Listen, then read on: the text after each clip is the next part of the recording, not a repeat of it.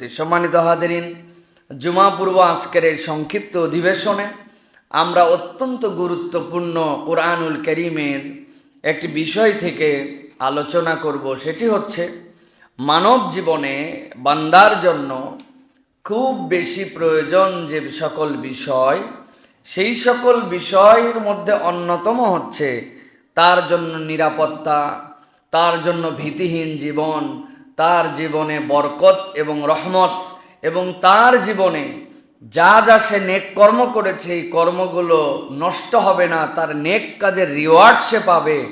এবং যদি ভুল করে থাকে তাহলে এই নেক কাজ এবং আল্লাহর দয়ায় সে ক্ষমা লাভ করবে। এই বিষয়গুলি প্রত্যেকটি বান্দার জীবনে অত্যন্ত গুরুত্বপূর্ণ। আমরা কোরআনুল কারীমের আলোকে আজকে যে বিষয় আলোচনা করব সেটি হচ্ছে আল্লাহ রাব্বুল আলামিন বান্দাদের জন্য কতকগুলি ওয়াদা করেছেন, যেই ওয়াদাগুলি আল্লাহ নিজেই বান্দার সাথে করেছেন যে আল্লাহ তার বান্দাকে এই জিনিসগুলি দান করবেন। তবে শর্ত আরোপ করেছেন যে প্রত্যেকটি নিয়ামত পাওয়ার জন্য বান্দার কতকগুলি কাজ আছে। তো আজকে আমরা মূল আলোচনা করব বান্দার জীবনে 5টি ওয়াদা আল্লাহর পক্ষ থেকে, এবং এই ওয়াদাগুলি আমাদের জীবনে বাস্তবায়ন হওয়ার জন্য করণীয় কি। প্রিয় ভাইয়েরা, ওয়াদার 2টা ধরন। একটি হচ্ছে আমি মানুষের সাথে মানুষ ওয়াদা করে, আরেকটা হচ্ছে মানুষ রবের সাথে ওয়াদা করে। কিন্তু মজার বিষয় হচ্ছে মানুষের সাথে মানুষের ওয়াদা এইটা অনেক সময় মিস হয়, শয়তান গাফেল বানায় দেয় আমাদেরকে।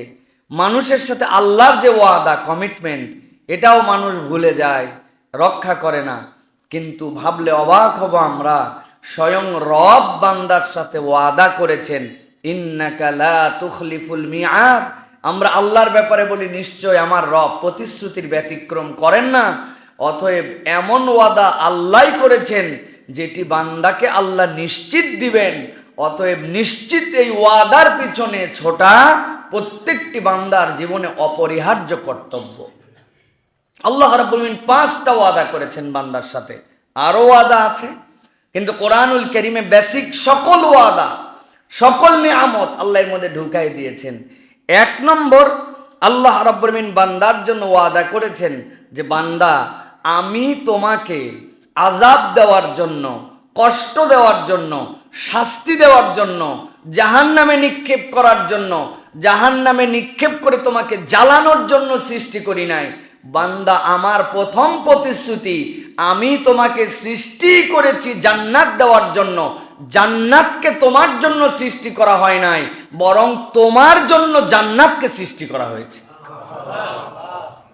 আল্লাহ রাব্বুল আলামিন কোরআনুল কারীমের 9 নম্বর সূরা, সূরা তওবার 72 নম্বর আয়াতের মধ্যে তাবৎ পৃথিবীর মানুষের জন্য জানাচ্ছেন, ও দুনিয়ার মানুষ, তোমাদের মধ্যে থেকে আমি রব্বুল আলামিন যত মানুষ সৃষ্টি করলাম, এই মানুষগুলাকে আমি রব্বুল আলামিন জানালাম তোমরাই হচ্ছে উত্তম সৃষ্টি আল্লাহ রাব্বুল আলামিনের।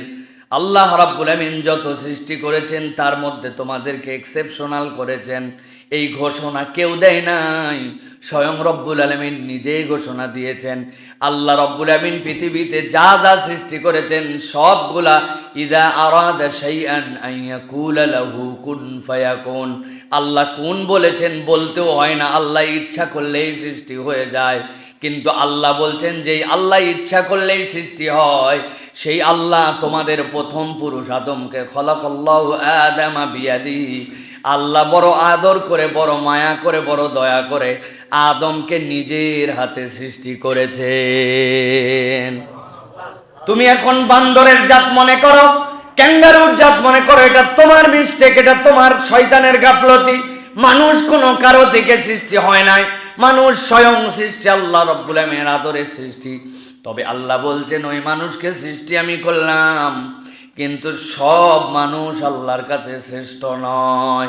আল্লাহর কাছে ওই মানুষটাই শ্রেষ্ঠ রব্বুল আলামিন যেই ম্যানুয়াল দিয়ে তোমাকে সৃষ্টি করেছেন, ওই সৃষ্টিকর্তার প্রতি তুমি বিশ্বাস অর্জন করে, ওই সৃষ্টিকর্তার নিয়ম রক্ষা করে যখন তুমি নিজের পরিচয় মুমিন এবং মুসলমান দাও, দুনিয়ার সব মানুষের মধ্যে থেকে আল্লাহ আবার তোমার মর্যাদা আলাদা করে দেন। আল্লাহ রাব্বুল আলামিন বলছেন, ওয়া'আদাল্লাহুল মুমিনিনা ওয়াল মুমিনাতি জান্নাতিন তাজরি মিন তাহতিহাল আনহার।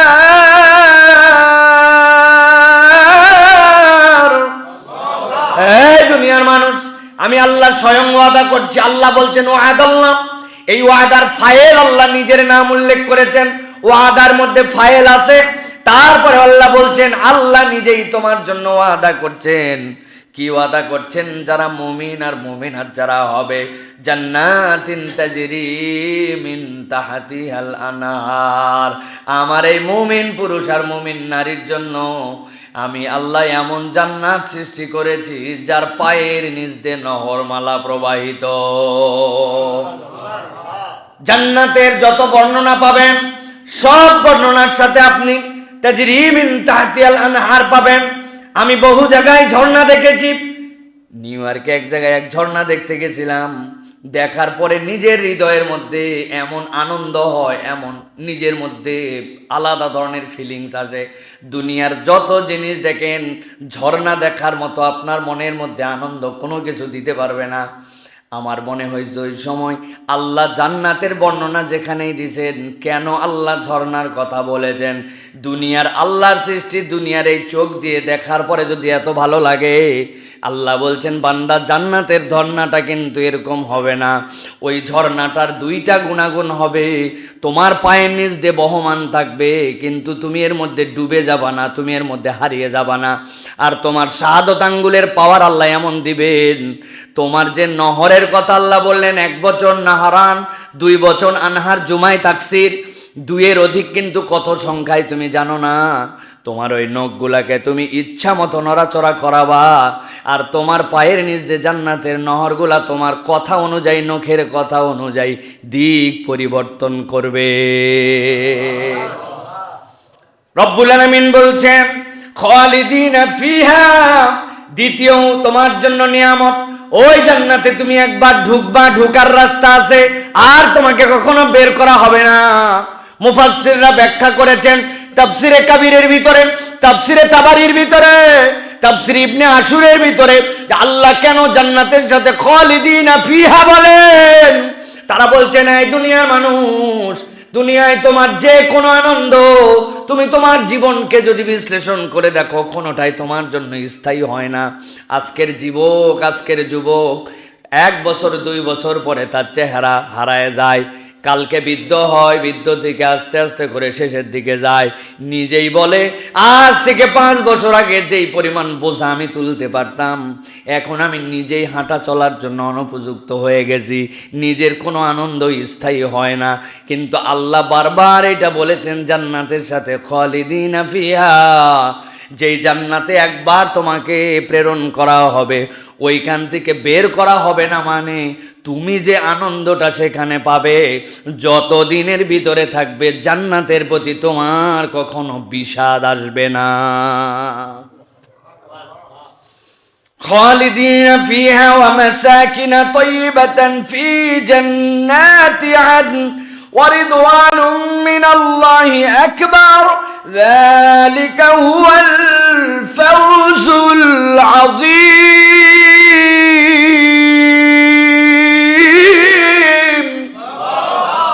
আমার রব বলছেন এই দুনিয়ার মানুষ, তোমার ব্যাপারে রব্বুল আমিন জানিয়েছেন জান্নাতে এই নিয়ামত পাবে, সেই নিয়ামত পাবে। ওয়া মাসাকিন তাইয়িবা, সেখানে তুমি এমন পবিত্র আবাস পাবে, পবিত্র সাথী পাবে। কিন্তু বান্দা জেনে রাখো, তোমার পবিত্র সাথী, পবিত্র আবাস, জান্নাতের সব নিয়ামত, এইগুলা একটাও তোমার জন্য বড় হবে না। জান্নাতে তোমার সবচেয়ে বড় এই নিয়ামত হবে, তোমার রব জান্নাতে তোমার প্রতি চিরসন্তুষ্ট হয়ে যাবে। রাসূলুল্লাহ সাল্লাল্লাহু আলাইহি সাল্লাম বলছেন, জান্নাতীরা যখন জান্নাতে থাকতে শুরু করবে, বিচার ফায়সালা শেষ, কোনো একদিন রবের গলা সে শুনতে পাবে জান্নাতের মধ্যে, ইয়া হালাল জান্নাত লাব্বাইক ওয়া সাদাইক ওয়াল খায়রু বিয়াদাইক। এই রব আমরা হাজির আছি, হাজির আছি। রব্বুল আমিন জান্নাতীদেরকে জিজ্ঞাসা করবেন, হাল রাদিতুম, খুশি আছো নাকি? জান্নাতীরা ঘাবড়ায় উত্তর দিবে, ওয়া মা লাকা লা নারদা ইয়া রব্বানা ওয়াকাদ আতাইতানা মা লাম তুতি আহাদান ক্বাবলানা। বলো কি আমার ইলা, আমারে যা দিয়েছো এরকম নিয়ামত আগে কেউ পাইছে নাকি? খুশি না হয়ে আমি পারি নাকি? আমার আল্লাহ জিজ্ঞাসা করবেন, হাল আযীদুকুম, আমি কি আর একটু বাড়াই দিব নাকি? জান্নাতীরা বুঝবে না এরপরে আবার নিয়ামত কেমনে বাড়ে, কেমনে আবার এর থেকে বেশি হয়। আল্লাহ রাব্বুল আমিন সাথে সাথে তাদের জন্য বলবেন, উহিল্লু আলাইকুম রিদওয়ানি, ও আমার বান্দারা নিয়ামত তো পাওইনি, আসলটা তোমরা। আমি আজকে তোমাদের জন্য ঘোষণা দিয়ে দিলাম, আমি চির তোমাদের প্রতি রাজি হয়ে গেলাম, চির রাজি হয়ে গেলাম, আর কোনোদিন তোমাদের প্রতি অসন্তুষ্ট হব না। আমার নবী বলছেন, জান্নাতি যারা এই ঘোষণা একবার পেয়ে যাবে, আল্লাহ এই কথা বলার পর নিজের সকল পর্দা দূরীভূত করে দিবেন। জান্নাতের মধ্যে বান্দার সাথে তার রবের দিদার হয়ে যাবে। যেই বান্দা একটু আগে বলেছিল, ওয়া মা লাকা লা নারদা ইয়া রব্বানা ওয়া ক্বাদ আতাইতানা মা লাম তুতি আহাদান ক্বাবলানা, ওই বান্দা একটু পরে যখন রবকে দেখবে, দেখার পরে ওই বান্দা এমন ফেড আপ হয়ে যাবে, রব যখন নিজেকে গুটায় নেবেন, ওই বান্দার জান্নাতে আর ভালো লাগবে না। আমার নবী বলছেন, আল্লাহ রাব্বুল আমিন এরপরে ওই জান্নাতীদের সাথে সকাল সন্ধ্যা দিদার দিতে থাকবেন। জান্নাতীদের কাছে এর থেকে বড় নিয়ামত আর কিছু হবে না। আমার আল্লাহ সেই ওয়াদা করছেন, ওয়া রিদওয়ানুম মিনাল্লাহি আকবার। এই বান্দা, তোমার রব যে জান্নাতে খুশি হয়ে যাবেন, এটা ওয়াদা, এটাই তোমার জন্য সবচেয়ে বড় প্রাপ্তি, সবচেয়ে বড় সন্তুষ্টি। আল্লাহ বলছেন, যালিকা হুয়াল ফাউজুল আযীম। ও বান্দারে, দুনিয়ার কোন সফলতার পিছে তুই ছুটতেছিস, এর থেকে বড় সফলতা বান্দার জীবনে আর কিছুই হতে পারে না। সুবহানাল্লাহ। আল্লাহ এবার জানাচ্ছেন, যেই রব আপনার প্রতি সন্তুষ্ট হতে চান, জান্নাত দিতে চান, রিদওয়ান দিতে চান, ওই রব বলছেন আমলটা কি হবে, কোন আমলের কারণে তুমি এই ওয়াদা হাসিল করতে পারবে। আল্লাহ রাব্বুল আমিন কোরআনুল কারীমের 4 নম্বর সূরা, সূরা নিসার 122 নম্বর আয়াতের মধ্যে ছোট্ট একটু কাজ আল্লাহ দিয়ে দিলেন, ওয়াল্লাযীনা আমানু ওয়া আমিলুস সলিহাতি সানুদখিলুহুম জান্নাতিন তাজরি মিন তাহতিহাল আনহার খালিদিনা ফিহা আবাদা ওয়াদাল্লাহি হাক্কা ওয়া মান আসদাকু মিনাল্লাহি কিলা। আল্লাহ বলছেন বেশি কিছু নয়, কেবল 2টা গুণ তোমার সাথে লাগবে। তোমার রব যা যা তোমার প্রতি হুকুম হাকাম দিয়েছেন, তোমার মাথায় ধরলেও ঈমান আনা লাগবে, তোমার মাথায় না ধরলেও বিশ্বাস করা লাগবে। ঈমানের দাবিতে তোমাকে কোনো রকম এর মধ্যে কোনো ফাঁক ফোকর রাখা যাবে না, মুশরিকদের মধ্যে অন্তর্ভুক্ত হওয়া যাবে না, শিরিক নামক জিনিস তোমার জীবনে থাকবে না, আকীদা তোমার বিশুদ্ধ হতে হবে। আল্লাহ রাব্বুল আমিন বলছেন, সাথে সাথে আমিলুস সলিহাত, আর যারা নেক কর্ম করবে, এই 2 গুণওয়ালার জন্য আমার রব ঘোষণা দিলেন, আমি আল্লাহ যেই জান্নাতের প্রতিশ্রুতি দিয়েছি, তোর রবের প্রতি বিশ্বাস রাখ, তোর রবের থেকে সত্য কথা কেউ বেশি বলতে পারে না। ওই রব ওয়াদা করলেন, এই 2 গুণ আছে যার, জান্নাতের মালিকানা আছে তার। সুবহানাল্লাহ। এই আয়াতে কারিমার আলোকে নবী করিম সাল্লাল্লাহু আলাইহি সাল্লাম হাদিসের মধ্যে বর্ণনা করেছেন, এই দুনিয়ার মানুষ, আমি রাসূলুল্লাহ সাল্লাল্লাহু আলাইহি সাল্লাম তোমাদের জন্য কি হিসাবে আছি জেনো নাকি? নবীজি বলছেন, ইন্নামা আনা মুহদা, নিশ্চয় আমি তোমাদের জন্য উপহার। সুবহানাল্লাহ বলবেন না? মাঝে মাঝে আমরা মজা করে বলি, বাড়িতে যাওয়ার পরে জিজ্ঞাসা করছে, আপনার ছেলে মেয়ে, আপনার আপনজন, আপনার স্ত্রী কি নিয়ে আসছো? বলে, আবার কি নিয়ে আসবো, আমি নিজেই তো তোমার জন্য গিফট হিসাবে আসছি। বলি না? এটা আমাদের কথার কথা, কিন্তু নবী করিম সাল্লাল্লাহু আলাইহি ওয়াসাল্লামের কথাটা কথার কথা নয়। ওয়া মা ইয়ানতিকু আনিল হাওয়া ইন হুয়া ইল্লা ওয়াহয়ু ইউহা। নবী কখনো ওহী ছাড়া কথা বলেন না। নবীর হাদিস আপনি মনে করেন না নবীর কথা, এটা আল্লাহর কথা। একটা সালাতে পড়েন আর একটা পড়েন না, এই যা পার্থক্য। নবী বলছেন আমি তোমাদের জন্য উপহার হিসাবে এসেছি, আল্লাহ আমাকে স্বয়ং তোমাদের জন্য উপহার বানিয়েছেন। ওই নবী বলছেন মান ক্বালা লা ইলাহা ইল্লাল্লাহ দাখালাল জান্নাহ, কেউ যদি হৃদয় থেকে লা ইলাহা ইল্লাল্লাহর উপরে ইয়াকিন নিয়ে যেতে পারে, ওয়া আন্না মুহাম্মাদান আবদুহু ওয়া রাসূলুহু ইল্লা হারামাহুল্লাহুন নার, আল্লাহর প্রতি ঈমান আর নবীর প্রতি ঈমান যদি নিয়ে যেতে পারে, আল্লাহ চিরস্থায়ীভাবে জাহান্নামে থাকাকে তার জন্য হারাম করেছে। এই জন্য প্রিয় মুসলমান, আল্লাহ রাব্বুল আমিন বলছেন এই দুনিয়ার মানুষ, তোমাদের জন্য যে ঈমান দেওয়া হলো, এই ঈমানকে শর্ত করা হলো, এই ঈমানটা কি? এই ঈমানটা তোমাদের জন্য কি নিয়ামত জানো নাকি? ঈমানের মূল বার্তাটা আমরা বুঝি নাই। ঈমান মানে হচ্ছে এমন কেনা বেচা যে ঈমানদারের নিজের কোনো আর ইচ্ছা অনিচ্ছা নাই। ভালো করে এই কনসেপ্ট বুঝে নেন। ঈমান মানে আপনি এমন এক কেনা বেচা করছেন যেই কেনা বেচায় আপনার আর ইচ্ছা আর অনিচ্ছার মধ্যে নাই। আপনি একটা সার্কেলের মধ্যে ঢুকে গেছেন, এর মধ্যে ঢোকার পরে আপনার ইচ্ছা না, আপনার কোনো ইচ্ছা নাই, ইচ্ছা আল্লাহ এবং তার রাসূলের। আপনি এই সার্কেলের মধ্যে নিজেকে ঢুকালে আপনার নাম মুমিন, আর যদি না হন আপনার নাম মুমিন হয় না। দলিল কি? আল্লাহ রাব্বুল আমিন সূরা তাওবার 111 নম্বর আয়াতের মধ্যে বলছেন, দলিল শোনো। আল্লাহ বলছেন ইন্নাল্লাহা ইশতারা মিনাল মুমিনিনা আনফুসাহুম ওয়া আমওয়ালাহুম বিআন্না লাহুমুল জান্নাহ। শত শতবার আয়াত শুনেছেন আপনারা। আল্লাহ বলছেন এই দুনিয়ার মানুষ, আল্লাহ তোমার সাথে একটা কেনা বেচা করছে। আপনি একবার ভেবে দেখেন জান্নাত বানাইছে কে? জান্নাত বানাইছে কে? আপনাকে আমাকে সৃষ্টি করছে কে? ওই আল্লাহর আপনার সাথে আমার কেনা বেচার দরকার আছে? এটা আমার জিনিস, আমি বানাইছি, এটা আমার ওনার, আমি তোমাকে দিব কে না দিব এটা আমার ব্যাপার। কিন্তু আল্লাহ দয়ার রব, তিনি বলছেন যে আল্লাহ জান্নাত বানালেন সে আল্লাহ তোমাকে বানালেন, কিন্তু তোমার সাথে একটা কেনা বেচা করলেন। কি কেনা বেচা? আল্লাহ বলছেন ইন্নাল্লাহা ইশতারা মিনাল মুমিনিনা আনফুসাহুম ওয়া আমওয়ালাহুম বিআন্না লাহুমুল জান্নাহ। আল্লাহ ঈমানদারদের জন্য যে আত্মাটা সৃষ্টি করলেন, যে নফস দিলেন, যে জীবনটা দিলেন, আর যে সম্পদটা দিলেন, ওয়া মিম্মা রাযাকনাহুম ইউনফিকুন। ফুটানি মারবেন না কখনো আমার কামাই, আমি চাকরি করি জন্য আমার বেতন আসে। আল্লাহ বলছেন ওয়া মিম্মা রাযাকনাহুম ইউনফিকুন। তুমি একটু মাথা খাটালে বুঝবে, তুমি যেইটা কামাই করো একটাও তোমার কামাই নয়, তোমার আল্লাহর দেওয়া। ঠিক কি না? না বুঝে ঠিক বলছেন। ভাবেন নাই আপনি কোনোদিন আপনার গাড়ির মধ্যে কুয়াশা এসে গেছে, সামনের গ্লাসটা ময়লা হয়ে গেছে, ওয়াইপার চালান আপনারা, ওয়াইপার চালালে আপনার গ্লাস পরিষ্কার হয়ে যাবে। মাঝে মাঝে ভিতরে কোম্পানিরা সিস্টেম করে বানাইছে, এক্সট্রা পানি চেম্বারের মধ্যে দিয়ে রাখলে বৃষ্টি না হলেও একটু চাপ দিলে সুইচে পানিও আসে, আবার ওয়াইফাই দিয়ে আপনার গ্লাসও পরিষ্কার হয়। ঠিক কিনা? হঠাৎ করে ময়লা কাটার জন্য বলছেন একটু পানিতে চাপ দিয়া একটু গ্লাসটা পরিষ্কার করব, খেয়াল করে দেখে পানি নাই, তার মানে ওর ভিতরে আপনি পানি দিলে তারপরে আপনার জন্য পানি আসে।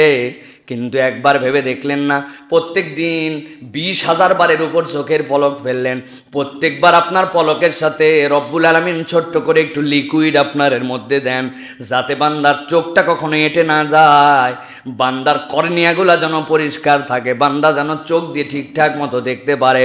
70 বছরের হায়াতে কোনোদিন এই পানির অভাব পড়ল না। অনবরত প্রত্যেক দিন 20,000 বারের মতো আপনি চোখের পলক ফেললেন। সকালবেলা উঠার পরে চোখে চার্জ দিছেন কি দেন নাই, এরকম চিন্তা করতে হয় না। কারেন্ট 2 দিন ছিল না, আবহাওয়ার বিপর্যয় হয়ে গিয়েছিল, সূর্য ঠিক মতো দেখা যায় নাই, সোলার চার্জ হয় নাই। আপনার চোখ যদি রবেই সিস্টেম বানাতেন, আপনি কিসের চাকরি আর কিসের ব্যবসার কিসের কাজ? আপনার চোখ না খুললে আপনার কিছুই করার ছিল না। যেই আল্লাহ কোনো রকম আপনার কাছে দাবি ছাড়া আপনার চোখের এই ম্যানেজমেন্ট রাখেন, এইটুক বলেই শেষ করলাম। ওই আল্লাহ বলছেন ফুটানি করো না, ওয়া মিম্মা রাযাকনাহুম ইউনফিকুন। আমি আল্লাহ তোরে রিজিক দেই, একটু বিবেক খাটালেই তুই টের পেয়ে যাবি। ঠিক কি না? কৃষকরা যে ধান লাগায়, কতবার বলেছি আপনার কাছে, বীজ বোনার জন্য যখন দেয় 95 ভাগ বীজ উল্টা পাল্টা পড়ে, ঠিক কিনা? কিন্তু 95 ভাগ বীজের যেদিক সেদিক দিয়ে সারা গজায় না, যেদিক সেদিক দিয়ে শিকড় গজায় না। আপনি কোনোটারে চিৎ করে ফেলাইছেন, কাজ করে ফেলাইছেন, উপর হয়ে পড়ছে, কিন্তু 6 ঘন্টা পার না হতে সন্ধ্যাবেলা ছিটা আসছে, ফজরের পরে যায় দেখি শিকড় যেদিকে যাওয়া লাগবে সবগুলা বীজের দানার শিকড় কে জানি নিচের দিকে করে দিছে, আর কুশিগুলা উপর দিকে তুলে দিছে। বান্দা মনে করে আমি ধান লাগাইছিলাম, বিঘাতে পেয়ে গেছি আমি 20 মণ। আল্লাহ বলছেন ওয়া মিম্মা রাযাকনাহুম ইউনফিকুন। ও বান্দারে একটু ভেবে দেখ, ভেবে দেখ, আমি আল্লাহ তোর জন্য রিজিক দেই। ও আল্লাহ বলছেন তোমার এই সম্পদ আর তোমার এই জানকে রব্বুল আলামিন জান্নাতের বিনিময়ে কিনে নিয়েছেন। তোমার এই জান আর তোমার সম্পদ তোমার নয়, বিনিময় যদি করতে চাও জান্নাতের দ্বারা, সুবহানাল্লাহ। আল্লাহ বলছেন ইউকাতিলুনা ফি সাবিলিল্লাহি ফায়াকতুলুনা ওয়া ইউকতালুন ওয়া'দান আলাইহি হাক্কান ফিত তাওরাতি ওয়াল ইনজিলি ওয়াল ফুরকান। কাজ কি হবে তোমার? আল্লাহর জমিনে আল্লাহর জন্য তোমাকে ফাইট করতে হবে, আল্লাহর রাস্তায় তোমাকে চলতে হবে। জিহাদ ফি সাবিলিল্লাহ মন তোমার মধ্যে থাকা লাগবে। আল্লাহ বলছেন এই পথে চলতে চলতে নিজের জীবন দিবে, আবার যে আল্লাহর বিপক্ষে তার জীবন নিবেও। এই অবস্থায় বান্দা যখন চলবে, আল্লাহ বলছেন এটা কেবল কোরআনের সাথে শর্ত নয়, ফুরকানের সাথে নয়, এটা আল্লাহ তৌরাত জবুর ইনজিল যত কিতাবে দিয়েছিলেন সকল কিতাবেই আল্লাহ এই বিধান দিয়েছিলেন। সুবহানাল্লাহ। এই জায়গায় ইমানের প্রসঙ্গ আছে, ভালো করে ইমানটা পরিষ্কার করেন। আপনি যদি জিহাদ ফি সাবিলিল্লাহ চিন্তা করছেন এখন তো জিহাদ নাই, জিহাদের জন্য অনেক শর্ত আছে, অতএব এই আয়াতে কারিমা তো আমার সাথে রিলেট নয়, রিলেট করে না। ভালো করে বোঝেন, বাংলাদেশের সেনাবাহিনী আছে না নাই? বিমান বাহিনী আছে না নাই? বাংলাদেশের নৌবাহিনী আছে না নাই? কিন্তু বাংলাদেশের সাথে কারো যুদ্ধ আছে? কথা যুদ্ধ আছে? তাহলে বিমান বাহিনীর এক লোক যদি মনে করে আমি বেতন কি জন্য নিব, ভাতা কি জন্য নিব, আমারে তো ফৌজের মধ্যে রাখা হয়েছে, এই ফৌজ যুদ্ধ করবে এই জন্যই তো আমার বেতন ভাতা, অতএব যুদ্ধ টুদ্ধ নাই, এই টাকা নেওয়া না জায়েজ, তাই নাকি? না, ওই বেটা শপথ নিয়ে আছে, আমি এমন শপথে বাহিনীতে আছে যখন লাগবে আমার জীবন দেশের জন্য দেওয়ার জন্য আমি রেডি আছি। এই শপথের কারণে সে যুদ্ধ না করেও তার বেতন পায়, ভাতা পায়, সেনাবাহিনীর মর্যাদা পায়। আল্লাহ বলছেন জিহাদ ফি সাবিলিল্লাহ, আল্লাহর জন্য তোমার লাগবে, যখন ডাক আসবে তোমাকে যেতে হবে। কিন্তু এখন বাস্তবতায় ডাক নাই, মানে এরকম নয় যে আপনি এই সেনাবাহিনী এই মুজাহিদের কাতার থেকে নিজেকে সরাই নেবেন না। আপনাকে সব সময় আল্লাহর জন্য জান মাল দেওয়ার জন্য প্রস্তুত থাকতে হবে। এই প্রস্তুত যদি থাকেন আপনি, তবেই আল্লাহর সাথে আপনার কেনা বেচার সম্পর্ক ঠিক আছে, নচেত আল্লাহর সাথে আপনার ব্যবসা বন্ধ হয়ে গেছে, ঠিক কি না? আল্লাহ রাব্বুল আমিন বলছেন ওয়ামান আওফা বিআহদিহি মিনাল্লাহ ফাস্তাবশিরু বিবাইইকুমুল্লাযী বায়াতুম বিহি وذلك هو الفوز العظيم।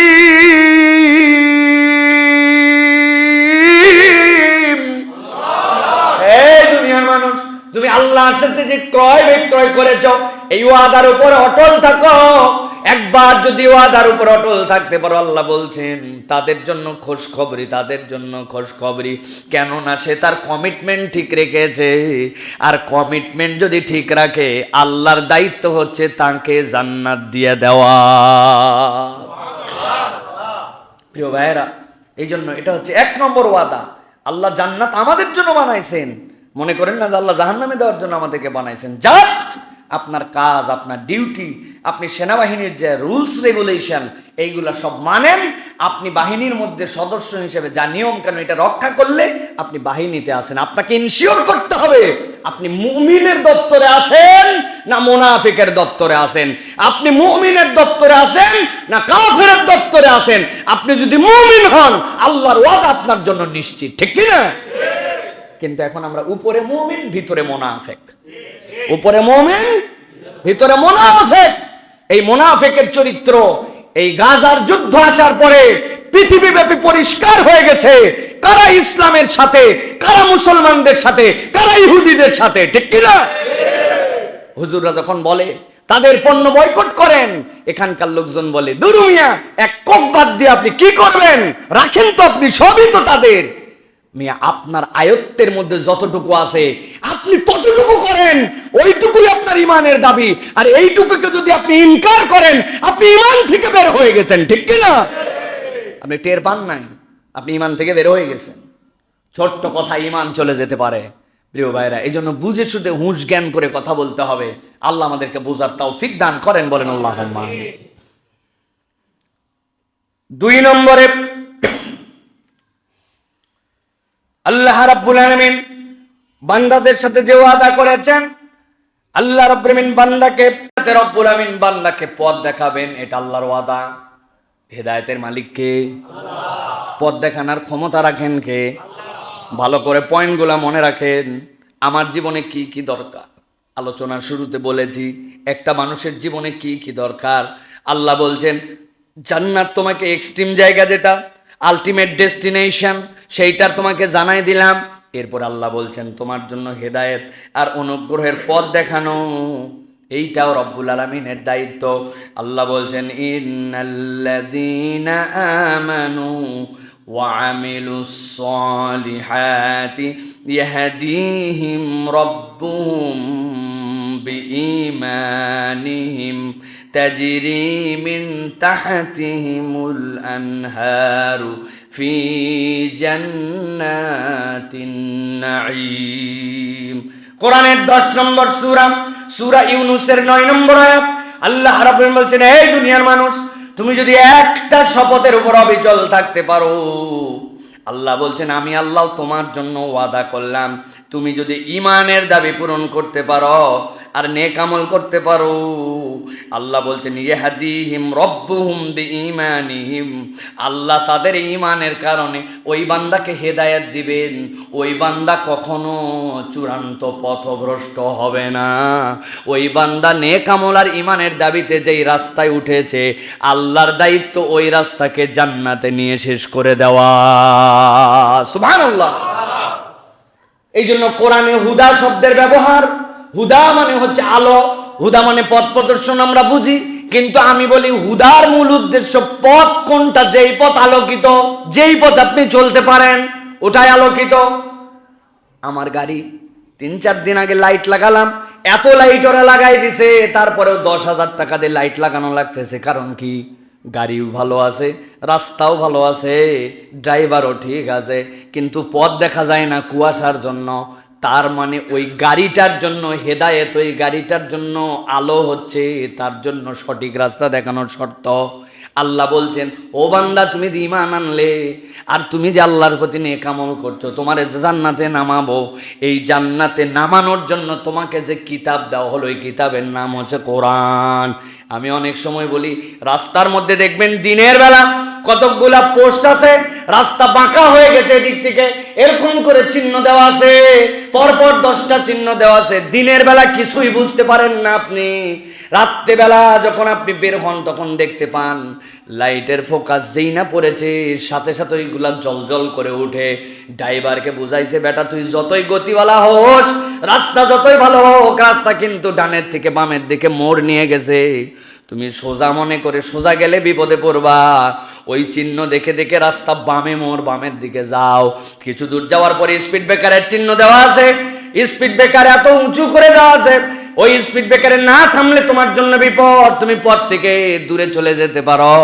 সামনের সরু ব্রিজের চিহ্ন দেওয়া আছে, রাস্তার থেকে ব্রিজটা চিকন হয়ে গেছে, অতএব সাবধান, এই ব্রিজে ওঠার সময় সাবধান হয়ে যাও। এই যে আপনার জন্য ইন্ডিকেশনগুলা দেওয়া আছে, কোরআনের কাজ ঠিক একই রকম। বান্দা চলবে, কখন থামতে হবে, কখন জোরে যেতে হবে, কোনটা ধরা যাবে কোনটা ধরা যাবে না, কোন পর্যন্ত যাওয়ার পরে গতি কমানো লাগবে, কোন রাতগুলার মধ্যে ইবাদতের গতি বাড়ায় দিতে হবে। রব্বুল আমিন বলছেন সব গাইডলাইন তোমাদের জন্য দিলাম। আল্লাহ বলছেন কোন বান্দা যদি একবার ঈমান আনে আর যদি নেক আমল করে, তার ঈমানের কারণে এই রাস্তাটাকে ঠিকঠাক মতো দেখায় দেওয়ার দায়িত্ব আল্লাহ রাব্বুল আলামিনের। আল্লাহ বলছেন এই ওয়াদা আল্লাহ তোমাদের সাথে করেছেন। অতএব বান্দা, তুমি যদি হেদায়েত প্রাপ্ত পথের উপরে থেকে জান্নাতে যেতে চাও, ঈমান আর আমলে সলেহকে ছেড়ো না। এটা হচ্ছে আল্লাহ রাব্বুল আলামিন বান্দাদের জন্য এই শর্তটা আল্লাহ রাব্বুল আলামিন আরোপ করেছেন। প্রিয় ভাইয়েরা, আমরা দেখেন আল্লাহ রাব্বুল আলামিনের কাছে হেদায়েত কেন আমরা আল্লাহর কাছে বেশি জরুরি। হেদায়েত বেশি জরুরি আমাদের এই জন্য যে ঈমান এনেছে, যে সালাত আদায় করে, আল্লাহ তার জন্য এটা বেশি জরুরি করেছেন। আপনি নামাজে দাঁড়িয়েছেন, ঈমান আছে বলেই না নামাজে দাঁড়াইছি, ঠিক না? তার জন্য আল্লাহ বলছেন ইহদিনাস সিরাতাল মুস্তাকিম, যে আল্লাহ আমাকে তুমি সরল সঠিক পথের উপরে রাখো। এই ঈমান আমলে সলে এই দুটা বিশ্বাস করে সালাতে দাঁড়ানোর পর বিশ্বাসীর জন্য আল্লাহ বলছেন ফরজ করছেন তোমার জন্য ইহদিনাস সিরাতাল মুস্তাকিম। বলো নবী করিম সাল্লাল্লাহু আলাইহি ওয়াসাল্লাম, সহি মুসলিমের মধ্যে এসেছে, আল্লাহ নবী সবসময় দোয়া করতেন, আল্লাহুম্মা ইন্নী আসআলুকাল হুদা ওয়াত তুকা, আয় আল্লাহ তুমি আমাকে হেদায়েত আর তাকওয়ার পথ দেখাও। নবী করিম সাল্লাল্লাহু আলাইহি ওয়াসাল্লামের জন্য হেদায়েত দরকার। নবী করিম সাল্লাল্লাহু আলাইহি ওয়াসাল্লাম নিজেই তো বান্দাদেরকে হেদায়েতের রাস্তার গাইডলাইন দেখান। নবী করিম সাল্লাল্লাহু আলাইহি ওয়াসাল্লাম এটা বলার উদ্দেশ্য তার উম্মত যেন এটা চর্চা করে, আল্লাহুম্মা ইন্নী আসআলুকাল হুদা ওয়াত তুকা। সিজদার মধ্যেও যে পড়বেন, এটা সহিহ মুসলিমের মধ্যে এসেছে। প্রিয় ভাইয়েরা, অতএব হে আল্লাহ তুমি আমাকে হেদায়েতের উপর রাখো। এই হেদায়েত বড় নিয়ামত। আপনার নিশ্চিত ঈমানের উপরে মৃত্যু হওয়ার আগ পর্যন্ত কেউ বলতে পারবে না যে আমি পূর্ণ হেদায়েত পেয়ে গিয়েছি। অতএব সবসময় আল্লাহ রাব্বুল আলামিনের এই হেদায়েতের উপরে থাকার জন্য আমাদের জন্য খুব জরুরি এইটা যে আল্লাহর কাছে দোয়া করা। আর এই হেদায়েত প্রাপ্তির সাথে ঈমানের সম্পর্ক, ইয়াহদিহিম রাব্বুহুম বিঈমানিহিম। আপনার ঈমান যতটা বিশুদ্ধ, হেদায়েতের রাস্তা ততটা ত্বরান্বিত। ঈমান ঠিক নাই, আপনার হেদায়েত আল্লাহর পক্ষ থেকে নসিব হবে না। এই জন্য দেখবেন মুসলমান নামদারিও কতগুলা ঈমান না থাকার কারণে এমন বেদাতে লিপ্ত হয় যে বেদাতের কোনো শেষ নাই। অনেকে আছে না, সিয়াসিত্তা কিতাব পড়ে, আবার সিয়াসিত্তার মধ্যে মেশকাত শরীফও পড়ে, আবার ওই মেশকাত শরীফ অনুযায়ী গান বাজনা করে। এরকম লোক আছে না দেশের মধ্যে, প্রিয় ভাইয়েরা?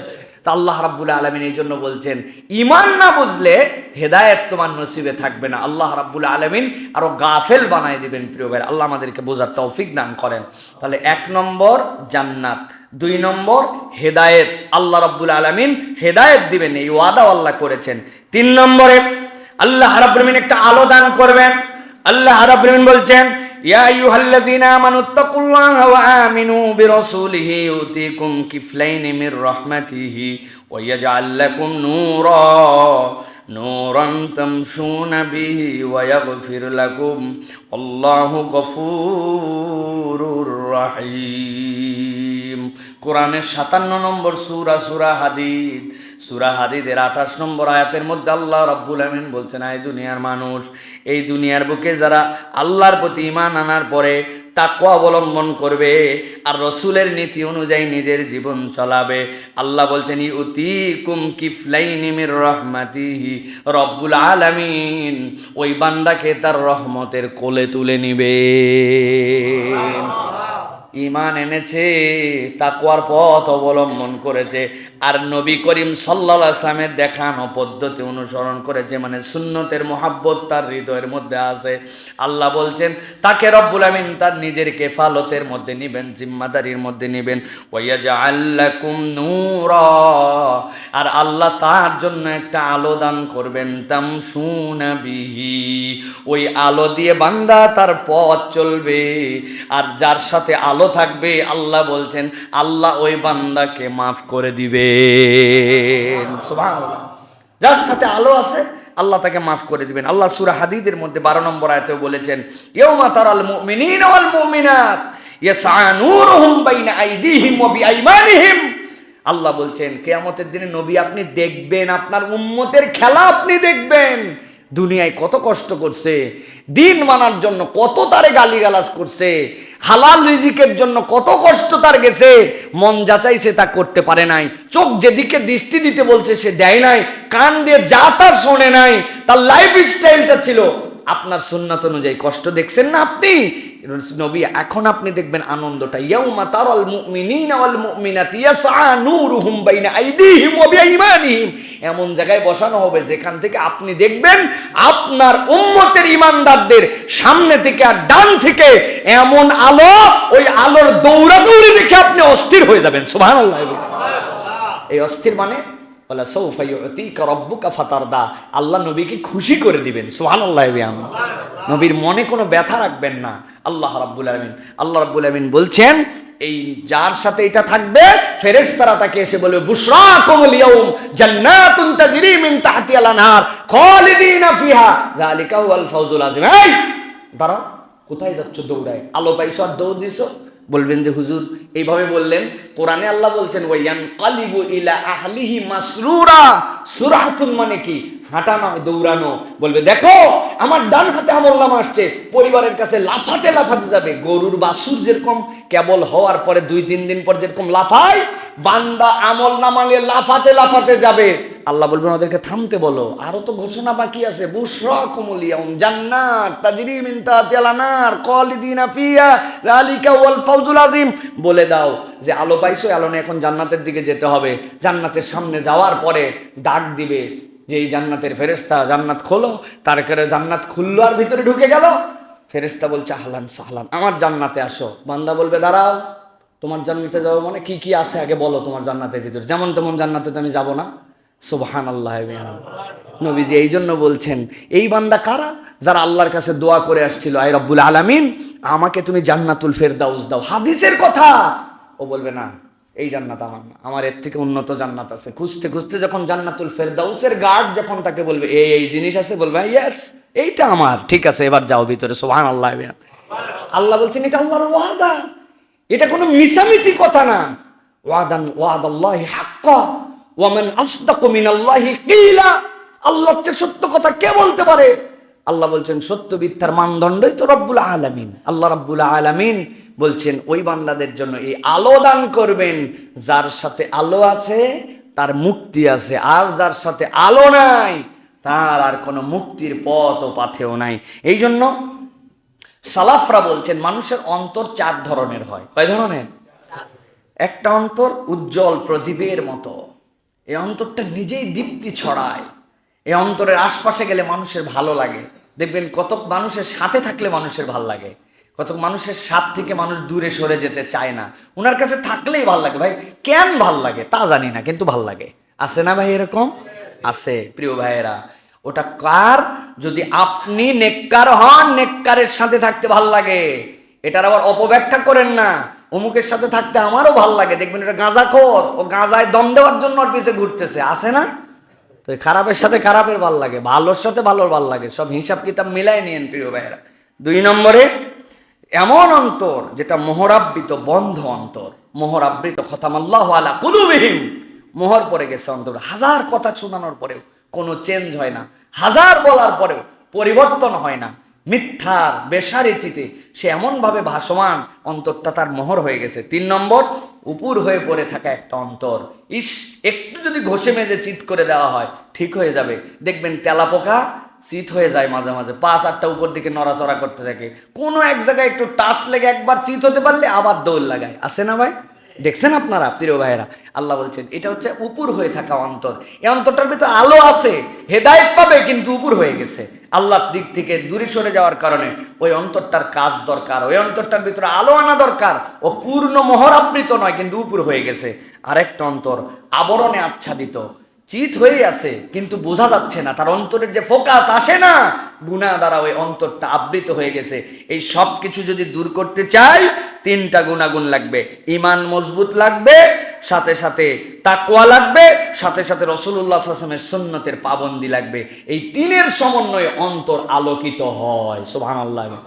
নবীজির সুন্নত ছাড়া অন্তর আলোকিত হয় না। মাঝে মাঝে অনেকে বলে, হুজুর আপনারা বাহ্যিক সুন্নতকে এত গুরুত্ব দেন, দাড়ি রাখেন, সব সময় মাথায় টুপি দেওয়ার চেষ্টা করেন, টাকনুর উপরে কাপড় পরেন, মেসওয়াক করেন, হ্যাঁ, রাস্তার ডান দিক দিয়ে চলেন, খাবার সময় দোয়া পড়েন, ভেতরে বাহিরে দোয়ার আমল করেন, মসজিদে ঢুকে 2 রাকাত সালাত আদায় করার চেষ্টা করেন, সুন্নতগুলা বাড়িতে আদায় করার চেষ্টা করেন, একটু তাহাজ্জুদ পড়েন। হুজুর খালি এইগুলো নিয়ে আসেন, ফরজ করেই শেষ করতে পারি না। আসেন এরকম? প্রিয় ভাইয়েরা, অন্তরের উপরে আবরণ পড়ে গেছে। অন্তরের আবরণ কেবল ফরজ দিয়ে আপনার যাবে না, ওখানে সুন্নতে রাসূলের ফায়েজ এবং বরকত লাগবে। এইটা না হলে আপনার অন্তরের আলো স্থায়ী হবে না। এটা আমাদের কথা নয়, এটা কোরআনের কথা। ইয়া আইয়ুহাল্লাযীনা আমানুত্তাকুল্লাহ ওয়া আমিনু ওয়া বিরাসূলিহি ইউতিকুম কিফলাইন মির রাহমাতিহি। বাড়িতে যাই দেখে নেবেন 57 নম্বর সূরা, সূরা হাদীদের 28 নম্বর আয়াতের তাফসীর পড়ে নেবেন, তাহলেই তো বুঝবেন আল্লাহ কি বলছেন এই জায়গায়। একদল বিভ্রান্ত, তারা বলে কোরআন আমাদের জন্য যথেষ্ট, আমরা আহলে কোরআন। যারা আহলে কোরআন বলবে নিশ্চিত হবেন এরা আহলে ভণ্ড। কি? আহলে ভণ্ড, আহলে বিভ্রান্ত। তুমি এত বোঝা বুঝছো, তুমি সাহাবীর থেকে বেশি বুঝে গেছো। হ্যাঁ, ভালো করে ইসলামের কতগুলো মানদণ্ড আছে, আপনাকে কোরআন সুন্নাহ যেমন তেমন বুঝ দিয়ে চলবে না। আলা ফাহমে সালাফ খায়রুল উমুর করনি সুম্মাল্লাযিনা ইয়ালুনাহুম সুম্মাল্লাযিনা ইয়ালুনাহুম। এই 3 যুগের বাহিরে কোরআন হাদিসের মূল নসের বুঝ যত বড় যেই হোক, যত বড় পণ্ডিত হোক, তার বুঝে আমরা নিব না। এটা ইসলামের মানদণ্ড। এখানে ইসলাম আটকায় দিয়েছে আপনাকে। ইজতিহাদি মাসালা ভিন্ন, আপনি ভিন্নভাবে ইজতিহাদ করবেন, সেখানে আপত্তি নাই, কিন্তু কোরআন সুন্নাহর মূল নস, মূল অর্থ আপনি ইচ্ছা করলেই করতে পারবেন না। এটা আলা ফাহমি সালাফের বুঝে আপনাকে বুঝতে হবে। এখান থেকে বের হলে আপনার জন্য বিভ্রান্তি চলে আসবে। আল্লাহ আমাদেরকে বোঝার তৌফিক দান করুক। প্রিয় ভাইরা, এই জন্য চতুর্থ ওয়াদা ফাদলুল্লাহ, আল্লাহ রাব্বুল আলামিনের দয়া। আল্লাহ বান্দার সাথে যুক্ত করেছেন, আমি রব তোমাকে দয়া করতে চাই। আল্লাহ বলছেন ফাআম্মাল্লাযীনা আমানু বিল্লাহি ওয়া তাসামু বিহি ফাসায়ুদখিলুহুম ফি রাহমাতিম মিনহু ওয়া ফাদলিন ওয়া ইয়াহদিহিম ইলাইহি সিরাতাম মুস্তাকিমা। আল্লাহ সূরা নিসার 175 নম্বর আয়াতের মধ্যে আল্লাহ বলছেন ফাম্মাল্লাযীনা আমানু, যারা ঈমান আনবে, ওয়া তাসামু বিহি, ওই ঈমানের উপরে অটল অবিচল থাকবে, ধানায় পাওনায় ঈমান নয়। 200 টাকার বিনিময়ে ঈমান বিক্রি করে দেয়। পার্টি করার কারণে সত্যকে মিথ্যা বলতে এক মুহূর্ত দেরি করে না। আছে না? আল্লাহ রাব্বুল আমিন বলছেন ঈমান বিক্রি করে না, ঈমানের উপরে অটল এবং অবিচল রাখে। আল্লাহ বলছেন ফাসায়ুদখিলুহুম, কদ সিন সাউফা কি জন্য আছে? আরবি যারা জানেন তারা জানেন, এইটা আপনার মুজারেটার জন্য, এটা করিব বোঝানোর জন্য এমন ভাবে আপনার ঠোঁটের আগার মধ্যে সিন যেরকম এখান থেকে উচ্চারণ। আল্লাহ বলছেন ফাসায়ুদখিলুহুম, এত নিকটে, এত নিকটে। তোমার রব গ্যারান্টি দিচ্ছেন তোমার ঈমান আর ঈমানের উপর অবিচল থাকার কারণে কিয়ামত কবে হবে, বিচার হাসর কবে হবে, সেইগুলোর জন্য অপেক্ষা নাই। তুমি ঈমানের উপরে অটল অবিচল থেকে কবরে আসলে আল্লাহ রাব্বুল আমিন ওই কবরের প্রথম দিন থেকেই তোমার জন্য জান্নাতের হাওয়ার ব্যবস্থা করে দিবেন। আল্লাহ বলছেন ফাসায়ুদখিলুহুম ফি রাহমাতিম মিনহু ওয়া ফাদলিন। আল্লাহ বলছেন আল্লাহ তার রহমত দিবেন, আল্লাহ তার অনুগ্রহ তোমার জীবনে দিয়ে দিবেন। আর যার জীবনে আল্লাহর রহমত আর অনুগ্রহ আছে, আল্লাহ বলছেন ওয়া ইয়াহদিহিম ইলাইহি সিরাতাম মুস্তাকিমা। বান্দা, আল্লাহর দয়া, আল্লাহর রহমতটাই হচ্ছে তোমার জন্য সিরাতে মুস্তাকিম। এই জন্য অনেকেই বলেছেন ইহদিনাস সিরাতাল মুস্তাকিম। এই সিরাতে মুস্তাকিম দ্বারা মুহাম্মদ সাল্লাল্লাহু আলাইহি সাল্লামের পথ পদ্ধতিকেও বোঝানো হয়েছে। আয় রব্বুল আমিন, আপনি আমার জন্য আমার রাসূলকে যথেষ্ট বানায় দেন, আমার রসুলের তরিকা গ্রহণ করাকে সহজ করে দেন। আল্লাহ বলছেন কোন ব্যক্তির জীবনে আল্লাহ রাব্বুল আমিনের পক্ষ থেকে নিয়ামত আসবে, যদি সে ঈমান আর ঈমানের প্রতি অবিচল থাকে, রব্বুল আমিন তার জীবনে দয়া আর ফদল দিয়ে ভর্তি করে দিবেন। নামাজ পড়ে, রোজাও রাখে, কিন্তু চিন্তা করছে সুদ ছাড়া তো ব্যবসা চালানো সম্ভব নয়। তাহলে বুঝে থাকলে বলেন তো, ঈমানের প্রতি ব্যক্তি কি অবিচল আছে? আছে?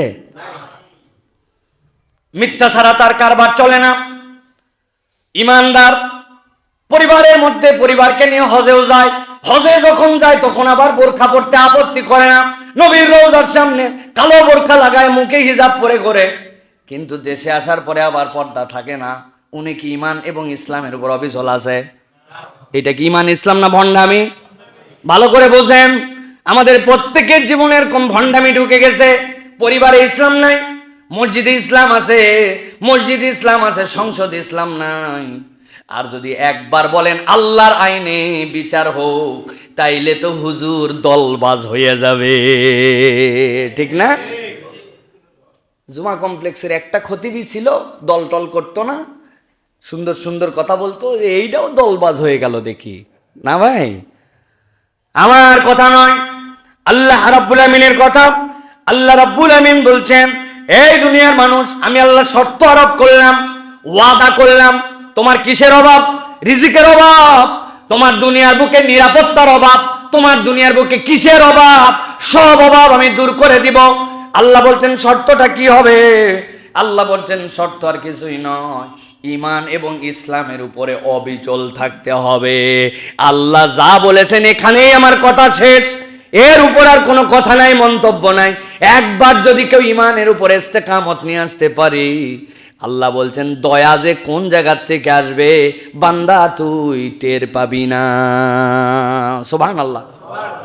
আজকে আসতে খুতবায় লেট হয়েছে, কারণ কি? কারণ রাস্তা বন্ধ।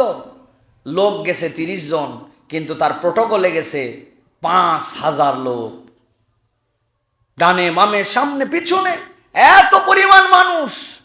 মনে পড়ল সাইয়েদনা ওমর রাদিয়াল্লাহু তাআলা আনহুর কাছে মদিনায় এক লোক দেখা করতে আসছিল পারস্য থেকে। লোকজন বলছে খলিফার প্রাসাদ কোথায়? তারা তো প্রাসাদ দেখে আসছে। বলছে আরে কি এর প্রাসাদ মাসাদ, যাই দেখো ওই যে মসজিদে নববীতে একজন শুয়ে আছে।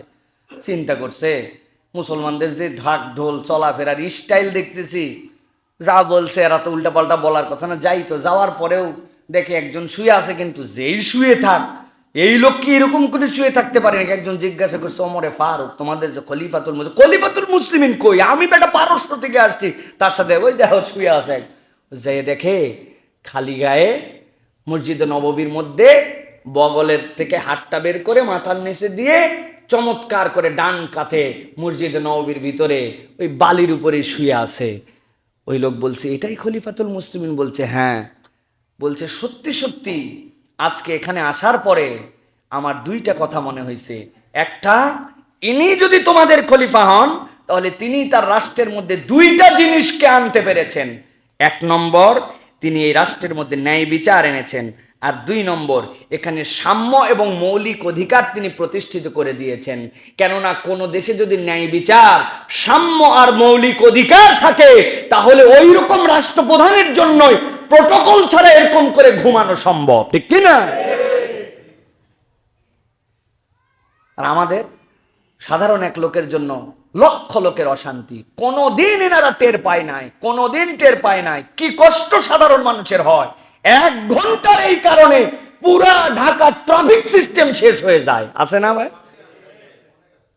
অ্যাম্বুলেন্স নিয়ে বসে থাকে মানুষ, হাসপাতালে পৌঁছাতে পারে না।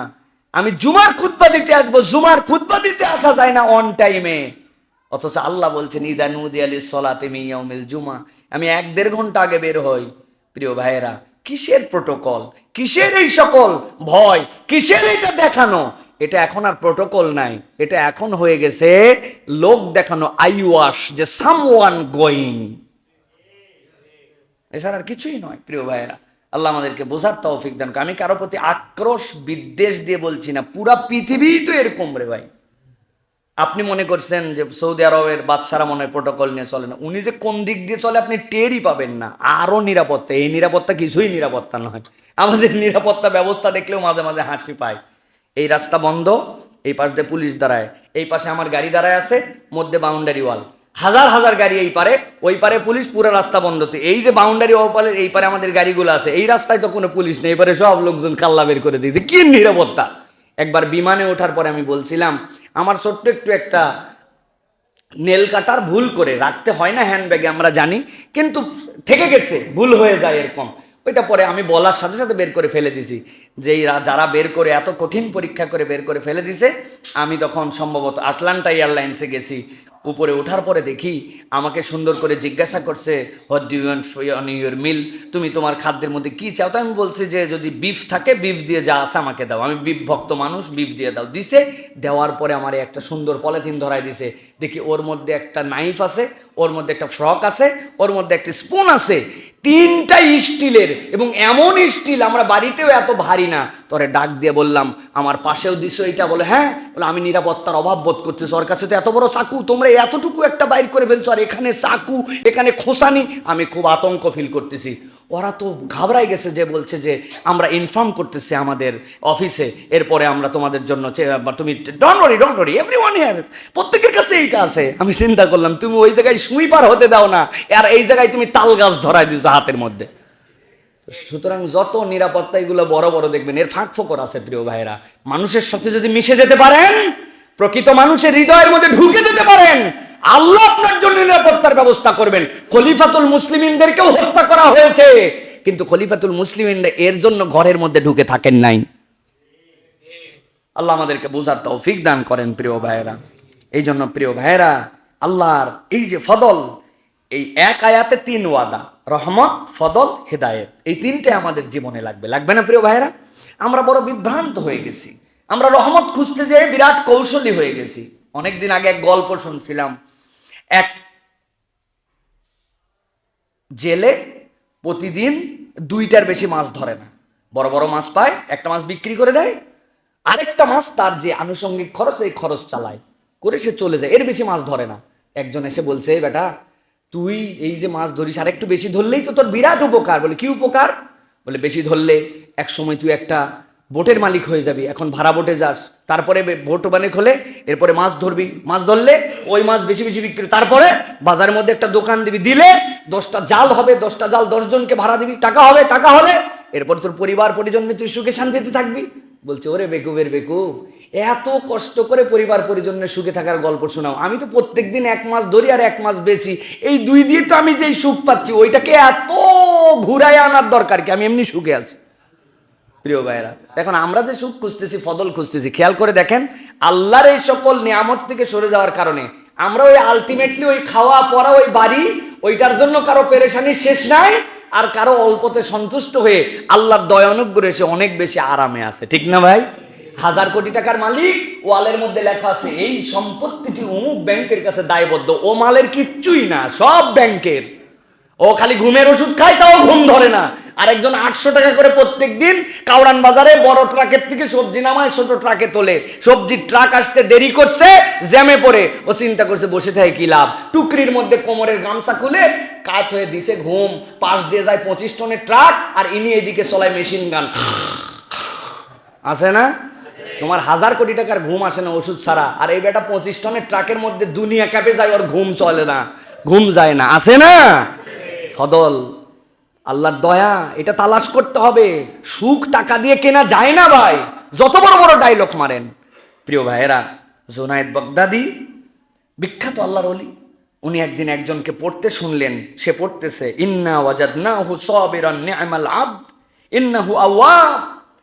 তিনি এই আয়াত শুনে কাঁদতে শুরু করলেন হাউমাউ করে। এটা আইয়ুব আলাইহিস সালামের আয়াত। আল্লাহ নিজে বলছেন ইন্না ওয়াজাদনাহু সাবিরান, আমি আমার বান্দাকে ধৈর্যশীলদের মধ্যে পেয়েছি। কে বলছে এই কথা? আল্লাহ। আল্লাহ বলছে নি'মাল আবদ ইন্নাহু আওয়াব, এই বান্দাটা সবসময় আল্লাহর সাথে দিল লাগায় রাখছিল, আল্লাহ অভিমুখী ছিল। জুনায়েদ বাগদাদি বলতেছেন আমার এই পয়গম্বর কত সৌভাগ্যবান যে আমার আল্লাহ তাকে বলতেছেন আমার বান্দাকে আমি সবের পাইছি, আমার বান্দাকে আমি আল্লাহ অভিমুখী পাইছি। সুবহানাল্লাহ।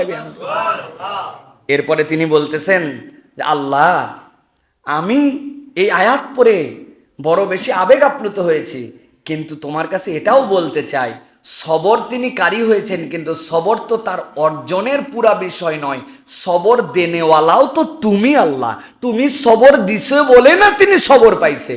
তখন তিনি আল্লাহর কাছে বলছেন, ইন্না রব্বাকা লাযু ফাদলিন আলান নাস ওয়ালাকিন্না আকসারহুম লা ইয়াশকুরুন। অধিকাংশ মানুষ রবের দয়ার মধ্যে ভেসে আছে, কিন্তু বেশিরভাগ মানুষই শুকরগুজার নয়। ঠিক কি না? আমার বাচ্চা বলছে, আব্বা আসার সময় স্ট্রবেরি খুঁজে নিয়ে আসতে হবে। এই সময় স্ট্রবেরি কোথায় পাবো? আব্বা আসার সময় তরমুজ নিয়ে আসতে হবে। শীতের মধ্যে তরমুজ খেতে তার মন চাইছে, কিন্তু এমন কতকগুলা শিশু এই মুহূর্তে আছে, এক কাপ শুধুমাত্র তার অল্প একটুখানি স্যুপ নেওয়ার জন্য একদিন অপেক্ষা করছে যে এক কাপ স্যুপ তাকে কেউ দিবে, এইটা খেয়ে সে জীবনটা কেবলমাত্র ধারণ করবে। এই পৃথিবীতেই এরকম মুসলিম শিশু এক কাপ স্যুপের জন্য বসে থাকে।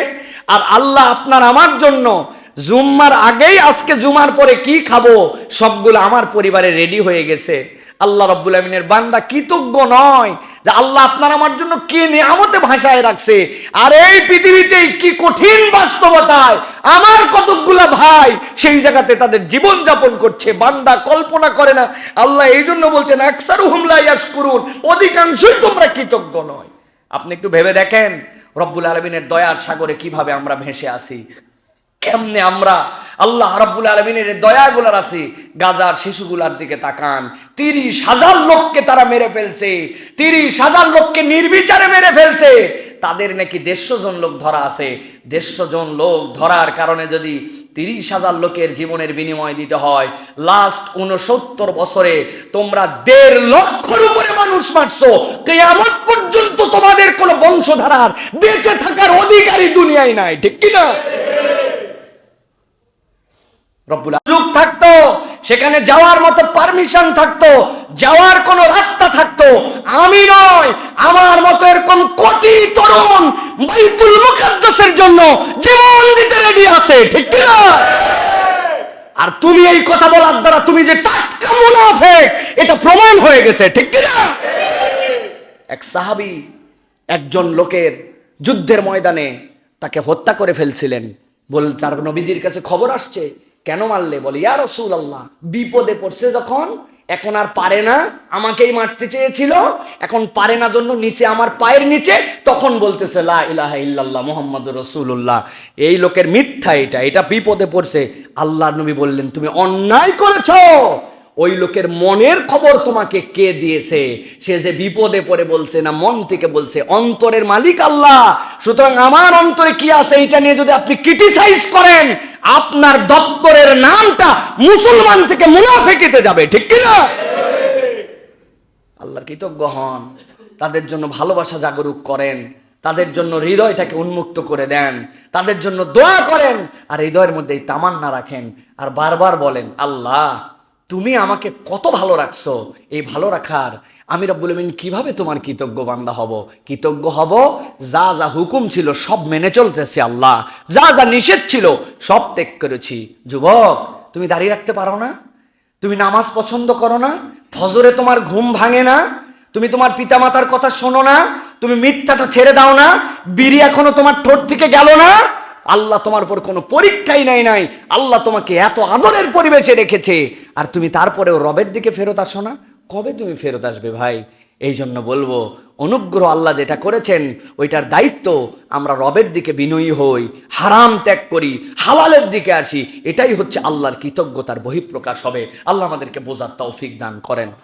সর্বশেষ 5 নম্বর ওয়াদা, আল্লাহ বলছেন ভয় এবং চিন্তা আল্লাহ দূর করে দিবেন। সুবহানাল্লাহ বিহামদিহি। যার জীবনে ভয় নাই আর চিন্তা নাই, তার জীবনে আর কিছু আছে ভাই? তার জীবনে আর কিছু আছে? ভয় ডরহীন জীবন। ছোট বাচ্চারা দেখবেন না, কোনো ভয় নাই, কোনো ডর নাই, কিচ্ছু নাই। এই যে বাচ্চাদের মধ্যে এই গুণ কিভাবে? কারণ সে জানে তার এরকম কোনো টেনশন নাই। আমার বাচ্চাকে সুন্দর করে ওয়ার্ড্রপের উপর তুলে দেই, তুলে দেওয়ার পরে বাবা লাফ দে, ওই একবার বিবেচনা করে না, ধাম করে লাফ দিয়ে দেয়। বড় মানুষ হলে চিন্তা করতো না ভাই? আমার মেজো মেয়ে আমার খুব ভক্ত, এক একজন এক এক তবিয়তের হয়। আমি যদি ঘর চেঞ্জ করে অন্য ঘরেও ঘুমাই, রাত্রেবেলা আমরা দেখতে পাই না, ও কেমন করে উঠে আস্তে করে আমার ওই পর্যন্ত চলে আসবে। অথচ আমার বড় মেয়ে যেটা হয়ে গেছে, ও ভয়ের ঠালায় বাথরুমে পর্যন্ত যেতে রাত্রেবেলা ওর মাকে ডেকে তুলবে, কিন্তু ওর মধ্যে ভয় ডর নেই। কেননা তার অন্তরের মধ্যে ওই জগৎটাই তৈরি হয় নাই। আল্লাহ বলছেন, আমিও তোমার অন্তর থেকেই জগৎটা দূর করে তোমাকে ভয়হীন দুশ্চিন্তাহীন করে দিব, এটা আমার ওয়াদা। সুবহানাল্লাহ। আমল কি হবে? আল্লাহ রাব্বুল আমিন বলছেন, ইন্নাল্লাযীনা আমানু ওয়া আমিলুস সলিহাত। মিল খুঁজে পেয়েছেন নাকি? 5টা আয়াত যেটা আপনাদের কাছে বলেছি, ঈমান হচ্ছে আপনার বেসিক, ঈমান হচ্ছে আপনার বেসিক। ঈমান আছে যার সব আছে তার, ঈমান নাই যার কিচ্ছু নাই তার। আল্লাহ এই জন্য বলছেন ঈমান এনেছে এবং নেক কাজ করেছে। এরপরে 3 নম্বর শর্ত, আকামুস সালাহ, সালাত আদায়কারীদের মধ্যে অন্তর্ভুক্ত হয়ে গেছে, সালাত প্রতিষ্ঠাকারীর মধ্যে অন্তর্ভুক্ত হয়েছে। ওয়া আতাউজ যাকাত, নিজের সম্পদকে পবিত্র করার জন্য যাকাত আদায় করে দেয়। আল্লাহ বলছেন এই 4 গুণ যার মধ্যে আছে, ঈমান আছে, নেক কাজ করে, সালাতে পাবন, নিজের যা সম্পদ আছে সেখান থেকে যাকাত আদায় করে দেয়। আল্লাহ বলছেন, লাহুম আজরুহুম ইনদা রাব্বিহিম লা ওয়ালা খাউফুন আলাইহিম ওয়ালা হুম ইয়াহজানুন। আল্লাহ বলছেন তাদের কোনো ভয় নাই, তাদের কোনো দুশ্চিন্তা নাই। যারা এই গুণে গুণান্বিত, আল্লাহর কাছে তাদের রিওয়ার্ড সংরক্ষিত আছে। সুবহানাল্লাহ। তাহলে নামাজ ছেড়ে মারেফত আছে নাকি ভাই? হ্যাঁ, মারেফতের এমন স্তরে উনি পৌঁছাইছে যে উনার আর বাহ্যিক নামাজ লাগে না, উনি কলবে কলবে নামাজ পড়ে। পাক্কা শয়তান এইগুলা। নবীর থেকে বড়, আবু বকরের থেকে ওর আল্লাহর ওলি হয়ে গেছে। আব্বা আদনা থেকে আদনা, কেবলমাত্র ঈমান আনছেন, 1 ওয়াক্ত সালাতও পড়তে পারেন নাই, শহীদ হয়ে গেছেন। ওই রকম সাহাবীর মর্যাদা পৃথিবীর বাকি সব নন সাহাবী সকলকে এক করলে যা হবে, ওই রকম একজন আল্লাহর নবীকে ঈমানের উপরে দেখে ঈমানের উপর মারা গেছেন, তার সাথে কম্পেয়ার করা যাবে না। তাহলে সাহাবীরা সবচেয়ে বড় বেলায়েতের মালিক, সবচেয়ে বড় ওলায়াতের মালিক, সবচেয়ে বড় ওলি তারা। তাদের নামাজ কোনোদিন দূর হলো না, আর মানিকগঞ্জের ভণ্ডদের নামাজ লাগে না। না প্রিয় ভাইরা, এই জন্য খবরদার, এখান থেকে সাবধান হয়ে থাকতে হবে প্রিয় ভাইরা। আল্লাহ আমাদেরকে বোঝার তৌফিক দান করেন।